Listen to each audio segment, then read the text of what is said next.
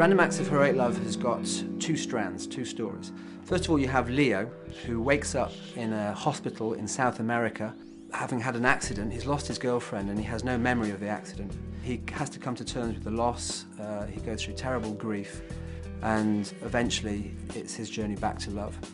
The second narrative is that of Moritz, captured in the First World War by the Russians. He escapes from this prisoner of war camp in Siberia, has to walk all the way across Russia, trying to get back to his village, trying to find the girl that he kissed before the war began, not knowing whether she's alive, not knowing whether she'll still be there. Interweaving between these two stories is Leo's notebook. And inside Leo's notebook are pictures of animals, quotes, and what Leo does is he collects anything which has the aroma of love. What I wanted to do was try and show the parallels between humans and animals and give a sense that the whole universe is conspiring in love. And in writing this book, I had to go to sort of extraordinary breadth of research. Books on the First World War, anything I could find on the Eastern Front, animals, books on quantum physics, the psychology of romantic love, books on bereavement. When you lose somebody, what are the classic symptoms of grief, of loss?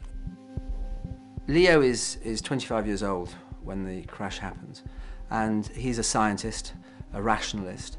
And what happens after the death of Eleni is suddenly his mind is taken into completely different directions. Grief is a kind of a holy state, almost. It's a transcendent state of mind in the sense that you suddenly start viewing the universe very differently. You start building strange connections with the person that's gone. You hear their voice, you start seeing them on street corners, people that seem to resemble them or have the same energy of the person that's lost. They're everywhere, and they're living with you all the time, even though they're not present. It is dark, it is difficult, you don't fit in, you suddenly feel alienated from the world. At one point, I think I described it's like looking through binoculars backwards. Leo goes on an inner journey. With Moritz, he's going on an epic physical journey. That part of it is based on the true story of my grandfather, Moshe Scheinmann.